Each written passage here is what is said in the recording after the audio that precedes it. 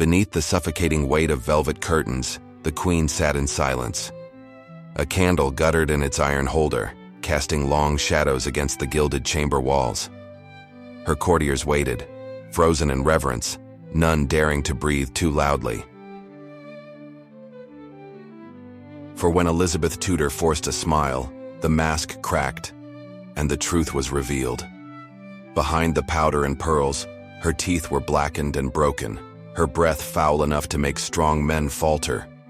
The Virgin Queen, who had made England tremble and kings hesitate, was rotting from within. Elizabeth had been born into turbulence, daughter of Henry VIII and Anne Boleyn, and her life was forged in suspicion and survival. From the moment she seized the throne in 1558, she understood that power was performance. She could not be wife or mother, so she became something greater, a living symbol of England itself. Poets likened her to Astrea, the goddess of justice. Painters cloaked her in eternal youth. Courtiers praised her as Gloriana, radiant and untouchable. Yet even as she stood as an icon of purity, her body betrayed her. In the glittering halls of Whitehall and Hampton Court, banquets unfolded like theater. Tables groaned beneath gilded dishes. Marzipan castles, candied violets, and sugared fruits shimmered like ornaments. Sweetness was wealth made edible, the treasure of an expanding empire. Sugar had traveled across oceans, harvested by enslaved labor, refined into white crystals, more valuable than gold. Elizabeth adored it. She consumed it in abundance, delighting in sweetmeats, preserves, and confections. Her appetite for sugar became notorious, whispered about in foreign courts. Some claimed she brushed her teeth with sugar itself, mixing it with herbs and crude pastes. Whether this was truth or rumor, it carried a cruel irony, for the very luxury she craved became the instrument of her decay. By the 1590s, Elizabeth's teeth were described by ambassadors as black and ruined. John Gerard, a respected herbalist, spoke of her breath as intolerable. In private councils, it was said her speech grew slurred as teeth fell from her mouth. Dentistry in Tudor England was little more than sanctioned brutality. Barber surgeons plied their trade with iron pliers and knives, tearing teeth from living flesh. No anesthesia dulled the pain.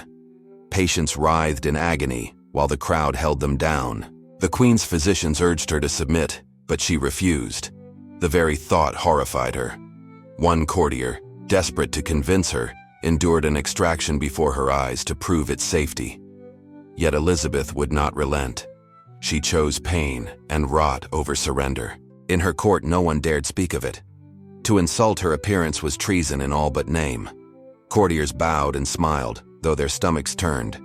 They praised her beauty while breathing through their noses. To foreign envoys, however, her decay was a weapon of ridicule. In Spain and France, mocking tales circulated of the queen whose smile was black with rot. They saw in her teeth not just decay, but a metaphor for England itself, a power gilded with triumph yet corroded beneath. Elizabeth fought back with artifice. She ordered ever thicker layers of ceruse, a deadly white lead that covered her flesh like a funeral mask. She wore elaborate wigs to disguise thinning hair. She commanded false teeth to be fashioned, though they fit poorly and pained her jaw. She became a queen behind glass, never seen in weakness.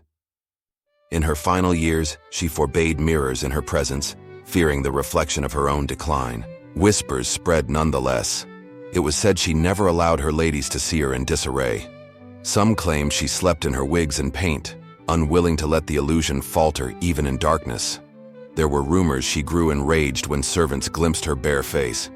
Historians remind us that much of this was gossip, yet the gossip itself reveals truth. Elizabeth's reign was bound to her image, and the image had to be perfect, no matter the cost. And so, her decay became fashion. Among the nobility, what the queen displayed was not a flaw, but a badge of wealth. Sugar was too rare for common mouths. To possess rotting teeth was to proclaim one's riches. Noblewomen deliberately blackened their own smiles with soot to imitate her. The grotesque became fashionable, and decay itself became a crown. Among the poor, the irony was sharper still. Their coarse bread and simple fare preserved their teeth longer than the feasts of the elite. A peasant's mouth might endure, while a lord's mouth collapsed. Hunger preserved what abundance destroyed. The age's ignorance compounded the misery. People spoke of toothworms, tiny creatures said to burrow into the enamel and cause pain. Remedies were barbaric. Some burned the gums with hot irons to kill the invisible beasts. Others gargled vinegar, wine, or concoctions of herbs. None brought lasting relief. Toothaches haunted both prince and pauper alike. Elizabeth's pain was more than physical.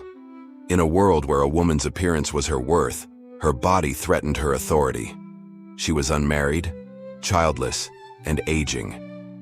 Every shadow upon her skin, every missing tooth, became ammunition for her enemies. She hid behind masks not only for vanity, but for survival. The Virgin Queen had built her throne upon illusion, and illusion was crumbling. In her final years, she grew increasingly reclusive. Audiences were rare, her once brilliant wit dulled by exhaustion and suffering. The courtiers still praised her as Gloriana, yet they knew the sun was setting. Behind the silks and jewels, Elizabeth was a woman battling decay, a sovereign whose body betrayed the legend she had so carefully built. The story of Elizabeth's teeth is more than a curiosity. It is a symbol of her reign itself. For just as her blackened smile lay hidden behind powder and pearls, so too did England's triumph conceal its fragility. The Armada was defeated, yet famine stalked the countryside. The Golden Age glittered, yet plague and poverty thrived beneath. Elizabeth's struggle with sugar and decay became a mirror of a kingdom built on glory and shadow. When she died in 1603, her courtiers mourned her not as the broken figure they had known in secret, but as the eternal queen of legend. The poets remembered her radiance.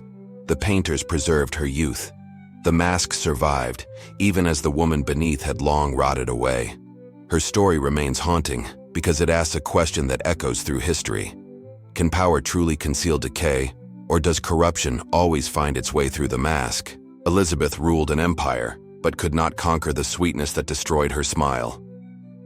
Her reign shines in memory, yet its shadows endure. Behind the veil of Gloriana, behind the powdered face and jeweled gowns, was a woman in pain, a queen who lived and died in defiance of her own body.